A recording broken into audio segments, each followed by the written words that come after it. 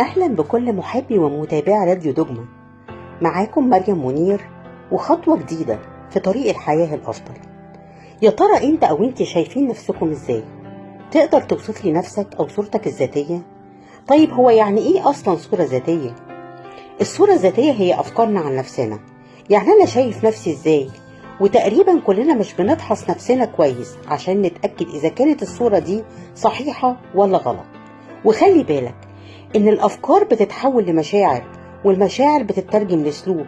يعني أفكاري عن نفسي محدش يعرفها غيري أنا، لكن الأفكار دي لو أنا صدقتها هتتحول لمشاعر تسيطر عليا، لأن هي كمان هتتحول لسلوك الناس شايفاه. طيب يا ترى إمتى أكون شايف نفسي بصورة صحيحة؟ الكتاب المقدس بيقول: أما تعلمون أنكم هياكل الله وروح الله يسكن فيكم، موجودة في كورنثوس الأولى الإصحاح 3 آية 16. يعني الصورة الذاتية الصحيحة هي إني أبص في مرايتي أشوف السيد المسيح ليه كل المجد. طيب يا ترى إزاي اتكونت الصورة الذاتية دي؟ اتكونت عن طريق عوامل وراثية داخلية أنا ماليش أي دخل فيها، زي شكلي ولوني وطبيعة شغل أبويا وأمي والبيئة اللي اتولدت فيها واسمي، كلها حاجات أنا مش متحكم فيها.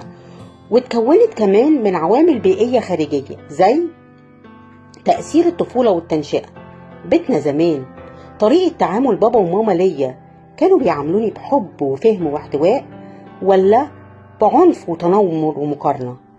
كانوا بيقولوا لي ايه؟ بيقولوا لي انت جميلة قوية تقدري توصلي، انت شاطرة، ولا انت وحشة ضعيفة مش عارفة تتصرفي، انت خيبة. هل في الفترة دي اتعرضت لتنمر؟ هل صدقته؟ عشت بيه ولا رفضته؟ ولما كبرت شوية وبقيت بالغة أو راشدة، ايه خبرات النجاح والفشل اللي أثرت عليا سواء في الدراسة أو في العلاقات؟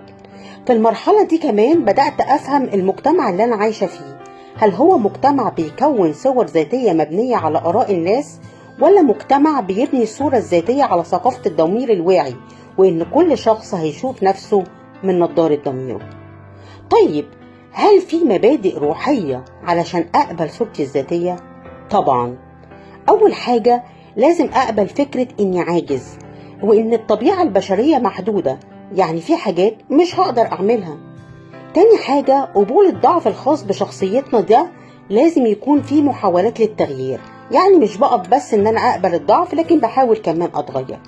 تالت حاجة إني أشتغل على تطوير نفسي، أشوف نفسي أنا مميز في إيه وأكبر فيه. هنا بقى يجي السؤال الأخطر والأهم: هو أنا إزاي أعرف نفسي؟ أشوف صورتي الذاتية إزاي؟ قسم علماء النفس البشرية لأربع مناطق أو 4 نواجذ، من خلالهم تقدر تشوف نفسك بطريقة صحيحة. اتسمت التقسيمة دي بنافذة جو هاري. النافذة الأولى اسمها المنطقة الحرة أو المفتوحة، هي كل اللي أعرفه عن نفسي والناس كمان تعرفه عني، ودي منطقة مريحة جدا وواضحة. النافذة التانية اسمها المنطقة العمياء، دي بقى منطقة اللي الناس تعرفها عني لكن أنا مش عارفها عن نفسي، ودي جاية من الأفكار اللي اتحولت لمشاعر وبانت في سلوكي، زي ما يجوا يقولوا لي انت شخص عصبي وأنا أرفض الفكرة دي خالص. النافذة الثالثة المنطقة المخفية، وده كل اللي أنا أعرفه عن نفسي ومخبيه ومش عايز حد يعرفه. كنت شاطر ولا لأ في الدراسة؟ عندي خطية مش عارف أتخلص منها؟ عندي عادة صعبة؟ بلم كل ده واحطه جوه صندوق جوايا محدش يعرفه. النافذة الرابعة والأخيرة اسمها المنطقة الغير معروفة، ودي حاجات لا أنا عارفها عن نفسي ولا الناس تعرفها عني، الوحيد اللي يعرفها هو ربنا. علشان كده كل يوم بصلي وأقول له: مد إيدك يا رب قبل إيدي، أو عايزني أعمل إيه في الموضوع ده؟ من الأمثلة القوية على الصورة الذاتية أغسطينوس، كلنا عارفين حكايته، وإنه كان علامة وكان بيكبر في المجامع الثقافية وكان شايف نفسه من منظور العلم، لكن بعيد عن الله كل البعد. لكن لما قرب وبدأ ربنا يشتغل بيه وفيه، بدأت صورته الذاتية تتغير. بدأ يقول: يا الله، أريد أن أعرفك، أريد أن أعرف نفسي. أدرك أغسطينوس إن صورته الذاتية هي انعكاس صورة الله فيه، ولما عرف كده كتب إن تقدير الذات لا يعني عبادة الذات، ومحبة الذات لا تعني الأنانية. أغسطينوس أثرت فيه آيات كتير واللي بدت توضح صورته الذاتية الحقيقية، زي إذ ينبغي لنا كسفراء عن المسيح كأن الله يعظ بنا، موجودة في تيموثاوس الأولى الإصحاح الأول آية 12. وبعد ما يمر أزمنة على أغسطينوس يجي الكاتب جاري كولينز علشان يأكد نفس فكرة أغسطينوس ويقول إن التواضع الحقيقي يتضمن الاعتماد على الله والاعتراف بجميله مع التقدير الواقعي لكل جوانب ضعفنا وقوتنا. خلي بالك إن البيئة الصحية اللي تتكون فيها الصورة الذاتية لازم يكون فيها حب غير مشروط، تكبير وإنجاز وأمان. والسيد المسيح ليه كل المجد أشبعنا من كل ده، أشبعنا من الحب لما قال تراءى لي الرب من بعيد، محبة أبدية أحببتك من أجل ذلك أدمت لك الرحمة. أشبعنا السيد المسيح من الإنجاز لما قال لأننا نحن عمله مخلوقين في المسيح يسوع لأعمال صالحة قد سبق الله فأعدها لنا لكي نسلك فيها.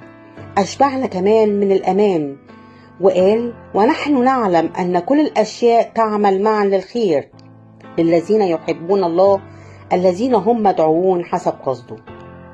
دمتم كلكم مميزين على صورة الله ومثاله.